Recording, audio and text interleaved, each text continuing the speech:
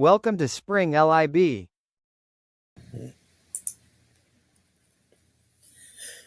All right, this is the answer to chapter 12, number 38 from the Smith Organic Chemistry textbook. And so this question is asking us what would happen if we treated cyclopentene with 12 different sets of reagent conditions. What I've drawn is I drew cyclopentene at the top here. So this is the starting molecule for each of these. And then listed the reagent conditions, and for the reactions where something occurs, I've drawn whatever has changed in red to make it a little easier to see. And then for several of these, no reaction occurs. And so we'll go through them one at a time and talk about each. So for A, it's a hydrogenation with hydrogen gas and palladium on carbon. So we know that that's going to add two hydrogens and replace the double bond in the starting material. So that's what I've drawn here. So for B and for C, there are two other types of reductions. So B is hydrogen gas and Lindlar's catalyst, and then C is sodium metal and ammonia, liquid ammonia. So it's the dissolving metal reduction. And we know that they will dissolve an alkyne to an alkene selectively, but we should also know that neither of them will take an alkene further all the way down to an alkane. And so for B and for C, there's no reaction. So then D is using peracetic acid, and so it's an epoxidation. And so we know that that will give us the epoxide. And that's what I've drawn here for D. So E is an epoxidation.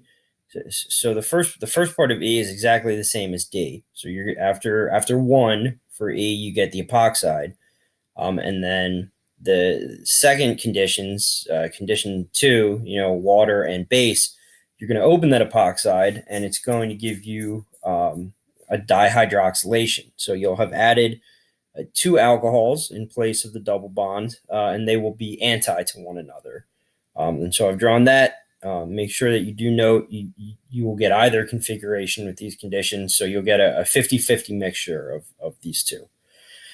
So then for F is an osmium tetroxide syn dihydroxylation. And so they're using N-methylmorpholine N oxide, which is NMO here, so that you can use just a catalytic amount of the osmium tetroxide and use a stoichiometric amount of the NMO. And so that gives you a syn dihydroxylation. So unlike E, both of these alcohols are on the same side in this molecule.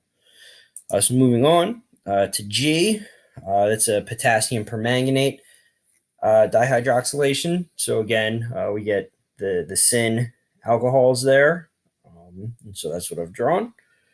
So then H would be trying to treat this alkene with lithium aluminum hydride and then water.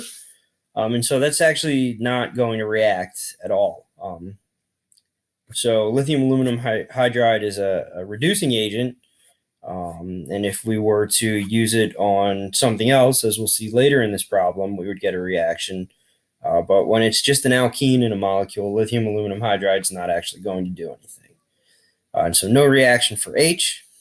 So I is an ozonalysis. So ozone followed by treatment with dimethyl sulfide. And again, I always abbreviate dimethyl sulfide DMS, so as I've done here.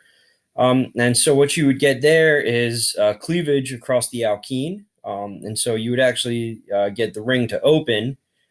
And so instead of a cyclic molecule, you now just have a 5 carbon chain with aldehydes on either end.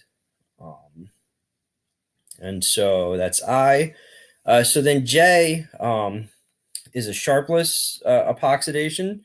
So remember, the sharpless conditions allow you to stereoselectively epoxidize an allylic alcohol, or the alkene part of an allylic alcohol.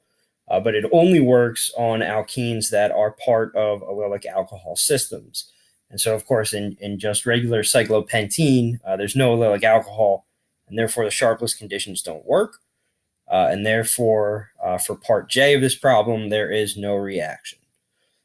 So then K is just an MCPBA epoxidation. So that's what I've drawn here. We would get the epoxide from treating this alkene with MCPBA. And then L is asking us to do the MCPBA epoxidation and then to treat that resulting product. So remember, so for L, after MCPBA treatment, we have the answer from K. We have this product, the epoxide. So then we're going to treat that epoxide with lithium aluminum hydride and then water. And the result of that would be what I've drawn here, which is an alcohol at one of the carbons that was formerly part of the alkene, and the other will get a hydrogen. And so that is the answer to chapter 12, number 38.